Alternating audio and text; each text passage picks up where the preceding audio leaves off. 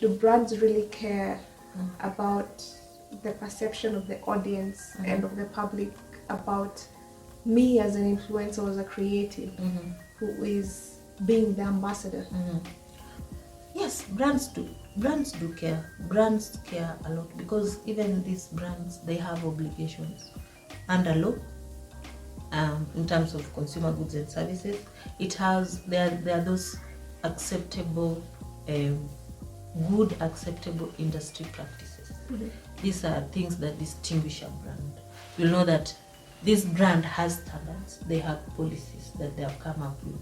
They have those standards that if it's, for example, an international brand, they try to maintain the same level of quality, the same level of how they treat their staff. Their policies apply across all jurisdictions. So if a brand like that one, like that brand, if they want to work with Christine, they look at what you put out on your channel. Yeah. If your channel infringes on the policies they have, for example, they have a policies against harassment, but you are there putting out content to harass people, rarely will such a brand approach you because they fear being sued.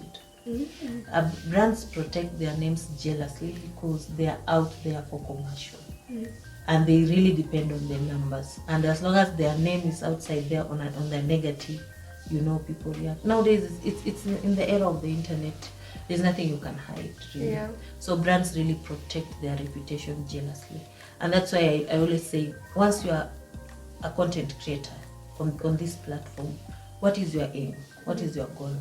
And what do you want to achieve out of doing that? What is the impact you want to create? Because now brands look at what is your aim. They try to marry it. What is our policies? What do you want to achieve? Can you push our brand? And can we even trust you to hold our brand? And people know Christine is the brand ambassador of this type of brand. Do they trust you? And now, how do they know they can trust you? It's because of the type of content you're putting outside there, how you carry out yourself, because they want to protect their reputation.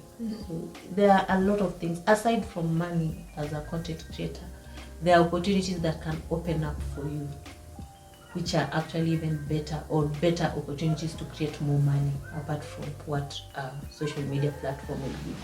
So you have to weigh the benefits. The benefits. I agree with you. So then what solutions exist out there for creatives like me who are doing our level best to grow? Should we chase more clout? Clearly, I know that is not the solution. But how do we get to grow to the extent that brands want to partner with us? We're protecting our reputation by not sharing harmful content, where the content that I share is not infringing on your rights, is that another creative or as another human being on this continent. Is it that I need a lawyer? You need first to do your homework. First, before as a creative, you are very unique. You are just you. There's no other Christine Magoma. For the guys in the back, there's no other Christine Magoma. The only thing somebody can do is imitate you. So you hold the key, you hold the power to stick on that originality and bring out something that no one else can copy. In doing that, you have to then do your homework. Know, okay, what do I really want to do?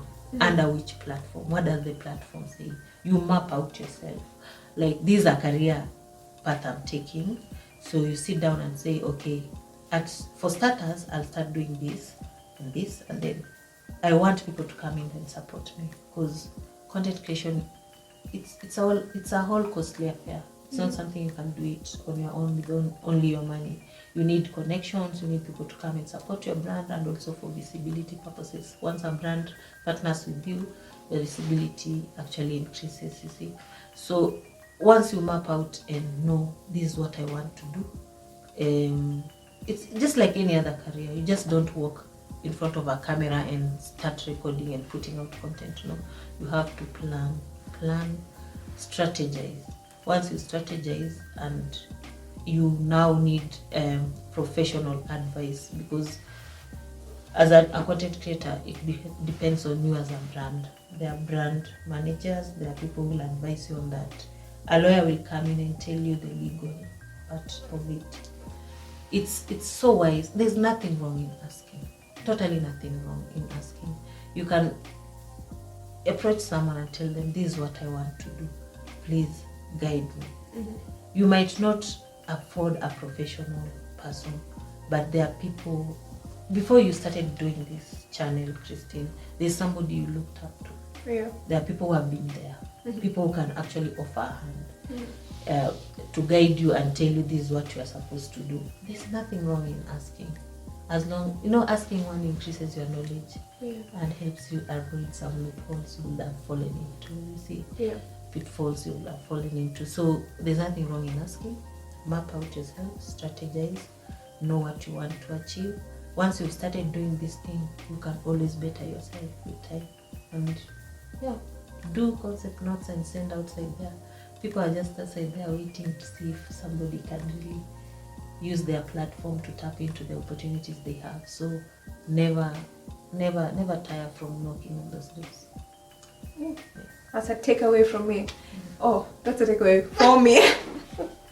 That's a takeaway for me, yeah? Keep knocking on those doors, because it's very interesting what exists out there for you without necessarily having to go through strange means to acquire or get the numbers. And what I'm learning is the numbers don't necessarily translate to worth. Exactly. And people don't get that. I mean, this is a conversation for content creators. So then, as we wind up, do you have a parting shot for us? And probably I'd like to prompt you to touch on how do we as content creators create safe digital spaces for others, whether consumers or other creatives. Okay, as a content creator, of course, just as I said earlier stated, you have the influence, you have the following, it means you have the power to push an agenda and start conversations around anything. Yeah. As long as you already have an audience. You see, an audience that some even have subscribed, meaning they won't miss out on anything that you are putting outside there. And once you have that power and influence within you, then it is your responsibility as an individual to impact positively on society. Yes, because at the end of the day, it's not only about you doing that one thing to create money for that one moment. No, this is something that you can actually nurture, because as much as you are doing something, there's a societal expectation that people learn from you. Yeah. And there's that expectation that as you sleep at night, going to sleep at night, you know that I've created some positive impact somewhere, and there are people looking up to me, that I would love my name to go down books of history that I once did this. Yeah. And this was a new area that was emerging in Kenya, but my name stood out. You can only do that if you take content creation as a profession, as serious as it is. You don't take it as a part-time and a short-term thing. Kwanza tumeanza kutaksiwa. Zakayo mtoza ushuru kashajua kuwa kuna potential hapa. Exactly. Yeah, once the government starts to tax you, they know what you are doing and they know you are getting money. They know you're capable. You are capable of supporting the economy. Exactly. And there's a lot of unemployment in Kenya.